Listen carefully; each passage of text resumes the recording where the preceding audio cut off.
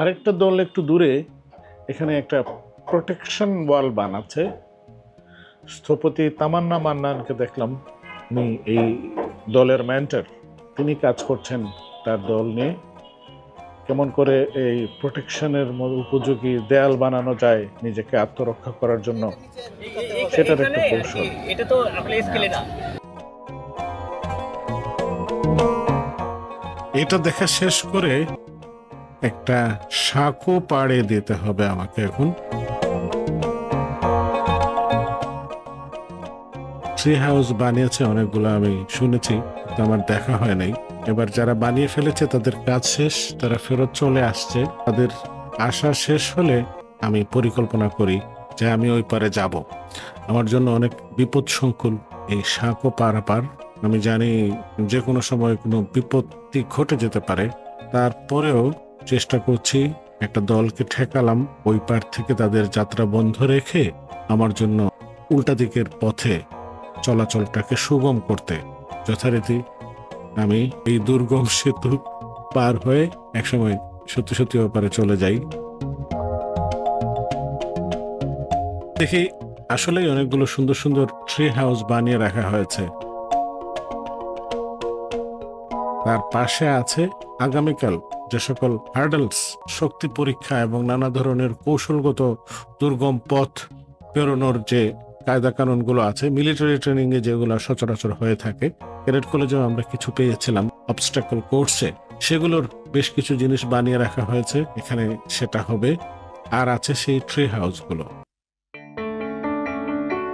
আজকের দিনের শেষ আয়োজন হচ্ছে ট্রেজার হান্ট।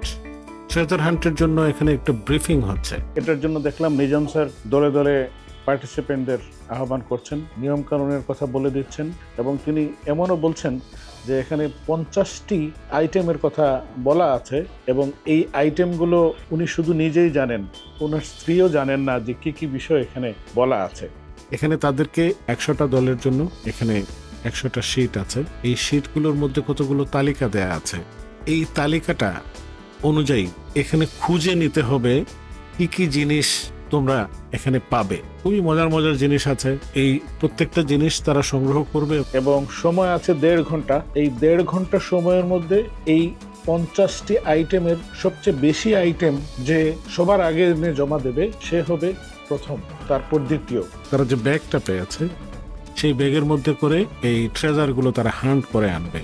প্রত্যেক দলের অধিপতি মানে মেন্টর যিনি আছেন, তিনি তার কাছ থেকে এরকম একটা শীট নিয়ে যাবেন। সেই শীটটা আমি হাতে পেয়ে তাজ্জব বনে যাই যে এ সকল জিনিস, যে সম্পদের কথা বলা, ট্রেজার হান্ট, বাংলায় বলেছে ধন অনুসন্ধান।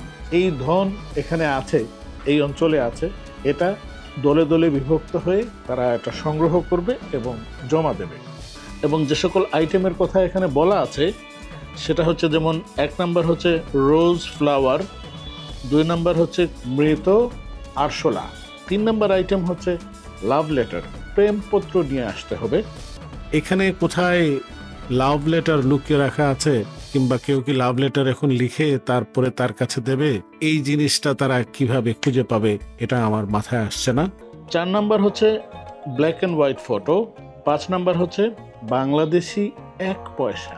বাংলাদেশি 1 পয়সা জাদুঘরেও পাওয়া যাবে কিনা সন্দেহ, এখানে কি করে পাবে ছেলেপুলেরা। পরের আইটেমটা হচ্ছে ম্যাঙ্গো লিফ। ম্যাঙ্গো লিফের পরে আছে lemon leaf, pumpkin leaf. 11 number item আছে Sylhet sand, handful. 12 number river sand, handful. 13 number ভিটি বালি। 14 নম্বর হচ্ছে ব্যাম্বু প্রোডাক্ট।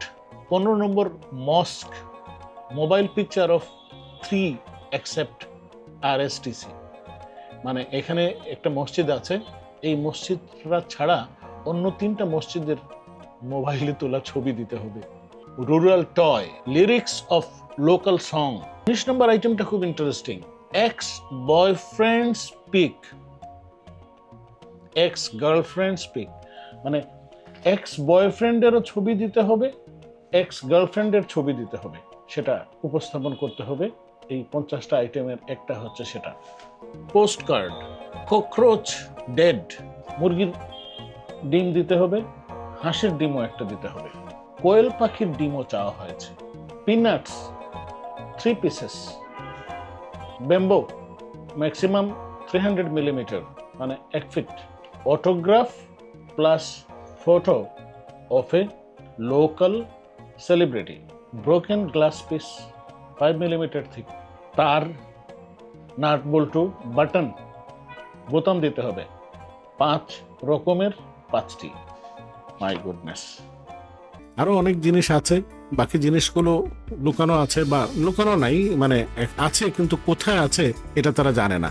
এটা পেয়ে আমি দেখি একদম দলে দলে খুবই বিমর্ষ হয়ে বসে আছেন, তারা তালাশ করতে বেরিয়ে গেছেন, কেউ কেউ কম্পাউন্ডের বাইরে চলে গেছেন, সামনে বাজার আছে, গ্রাম আছে, তাদের হাতে সময় আছে মাত্র 90 মিনিট।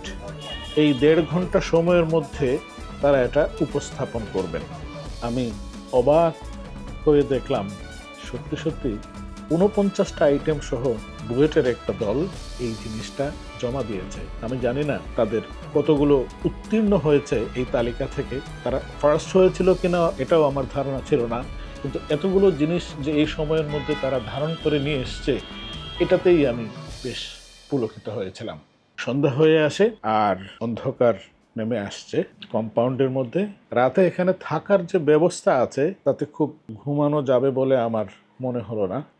যে আয়োজনটা আছে মূলত এটা পার্টিসিপেন্ট ছাত্রছাত্রীদের জন্য তাঁবু।